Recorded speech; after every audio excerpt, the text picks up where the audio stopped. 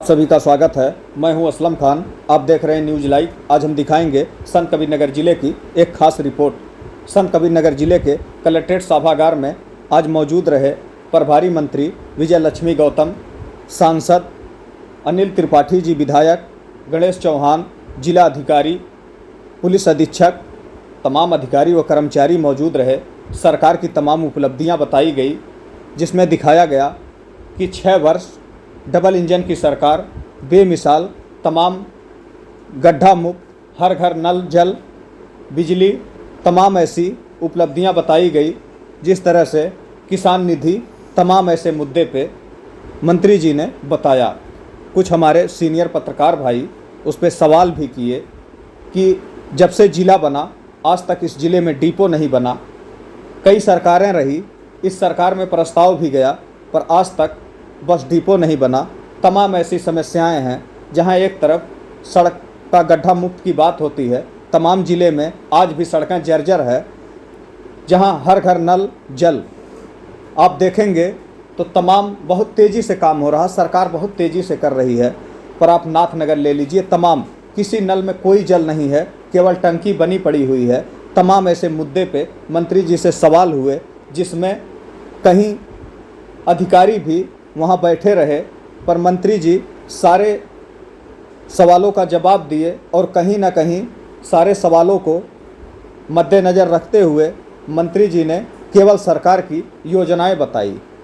आइए सुनिए आप लोग मंत्री जी का बयान, वो खुद क्या कह रही हैं। के अंतर्गत स्थापित 72 गो आश्रय स्थलों में कुल 3139 निराश्रित गोवंशों को संरक्षित कराया गया है।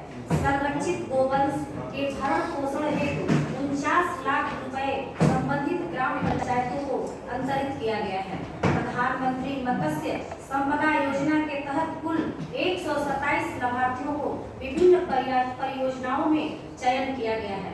खलीलाबाद समय माता मंदिर का विकास कार्य प्रगति पर है। जनपद में 24,176 किसानों को किसान क्रेडिट कार्ड वितरित किया गया है। जनपद में प्रधानमंत्री सम्मान निधि योजना के अंतर्गत 86 किसानों को लाभान्वित किया गया है। कृषकों के बैंक खाते में 2.12 करोड़ रुपए डीबीटी के माध्यम से ट्रांसफर की गई। जानकारी है कि यहाँ से बस मिला है, लेकिन बस स्टैंड की बात थी।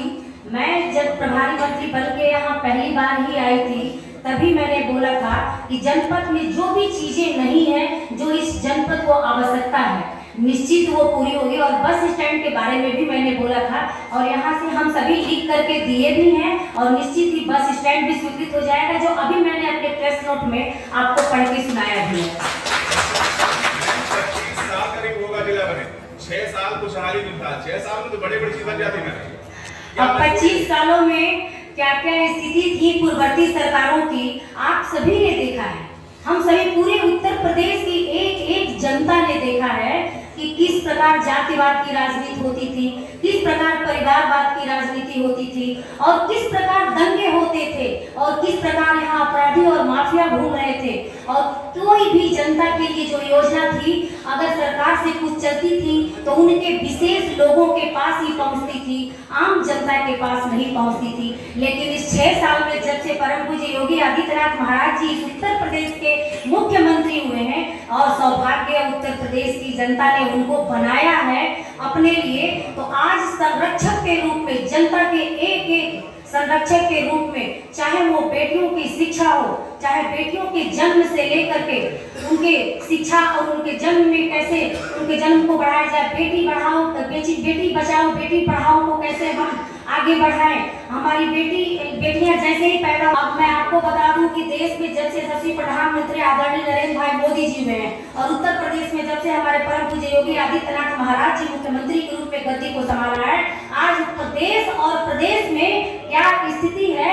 आम जनता तक अगर केंद्र से 100 रुपया चलता है तो लाभार्थी के खाते में सीधे 100 रुपया पहुँचता है।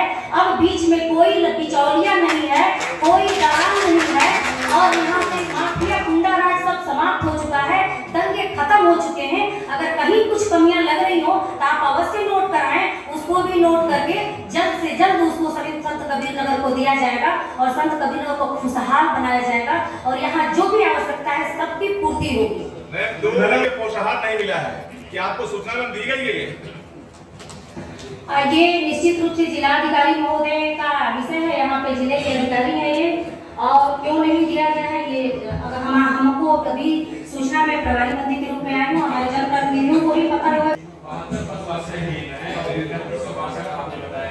अपने देश में ये जानवरों को भी उतना ही हक है जीने का, और जानवरों को कैसे बचाया जाए, गाय माता को कैसे संरक्षित किया जाए। जो हम गाय को तो रख रहे हैं, उनका दूध को पी रहे हैं, और हम ही आम जनता, हम ही लोग जब बछड़े पैदा हो जा रहे हैं तो उसको रोड पे छोड़ दे रहे हैं। इसके पहले कोई सरकार इसकी चिंता नहीं की थी कि उन जानवरों को भी संरक्षित किया जाए। हमारी सरकार लगातार चिंता करके और गौआश्रय बना करके उसमें रख रही है। अगर कुछ जानवर अभी भी बाहर है तो निश्चित रूप से हमारे यहाँ के अधिकारी महोदय उसको गए गौशाला बना करके, हमारे विभाग से ही गौशाला बन रही है, बना करके उनको भी संरक्षित किया जाएगा। निश्चित रूप से ये हमारा एक गंभीर विषय है, हमारी जनता का गंभीर विषय है, किसानों का गंभीर विषय है। निश्चित ही उस पर काम होगा। हम यहाँ बैठक लेंगे और अपने सभी अधिकारियों से बात करेंगे और उसको भी संरक्षित करने का।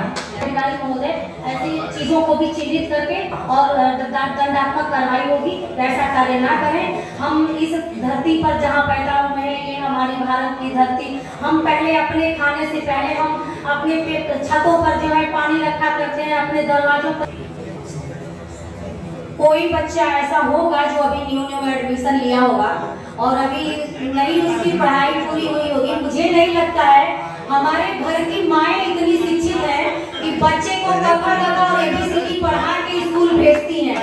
इतना बच्चा गोली बनाना जान जाता है और डंडा खींच लेता है, तब बच्चे स्कूल में जाते हैं। ऐसा बच्चा नहीं होता।